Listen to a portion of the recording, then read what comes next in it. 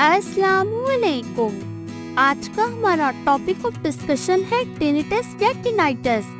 Tinnitus से मुराद कानों में शोर की आवाज है।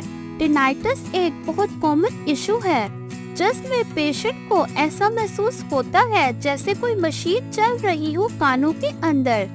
शोर की आवाज ऐसी महसूस होती है जैसे पत्तों की सरसराहट या सीटी की आवाज। ये शोर की आवाज रात के टाइम पे बहुत ज्यादा वाज़ेह होती है और बाहर की आवाजें शोर की आवाजें कम होती हैं, तो मरीज को अपने कान में शोर की आवाज और ज्यादा सुनाई देती है। अब हम टिनाइटस के कॉजेस की बात करेंगे।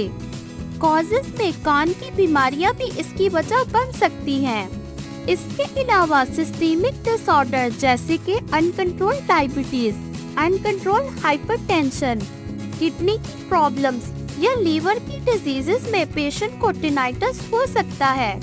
इसके साथ साथ कान में अगर बहुत ज्यादा वैक्स भरा हुआ है तो इसकी वजह से भी टिनाइटस हो सकता है।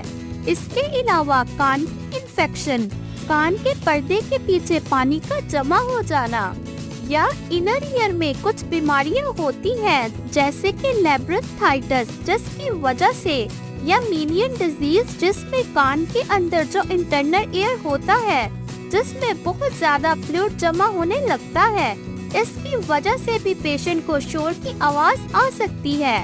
इसके अलावा नर्व डैमेज या कॉक्लिया की नर्व डैमेज है तो इससे भी पेशेंट को टिनाइटस के सिम्टम्स हो सकते हैं।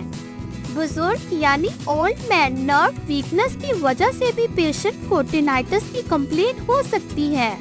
इसके साथ बाज़ दफा पेशेंट को कोई ट्रॉमा हुआ हो जैसे कि हेड ट्रॉमा, इसके नतीजे में भी टिनाइटस हो सकता है। या कोई ब्लास्ट इंजरी है, इसके नतीजे में भी पेशेंट टिनाइटस की कंप्लेंट कर सकता है।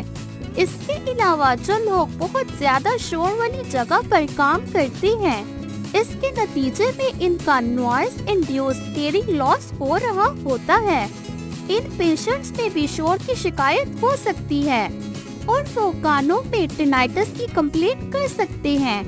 इन सारी वजूहात को हम हिस्ट्री की बुनियाद पे और इसके बाद पेशेंट को चेक करके हम रूल आउट करते हैं, तो मरीज का जो ट्रीटमेंट होता है उसी हिसाब से किया जाता है। यानी जो काज या रीजन होगी उसकी बुनियाद पर ट्रीट किया जाएगा। लाइक फॉर एग्जाम्पल इसका ब्लड प्रेशर अनकंट्रोल्ड है या इसको कोई कार्डियक इशू है या कोई लीवर का इशू है तो सबसे पहले वो रिसॉल्व होना चाहिए।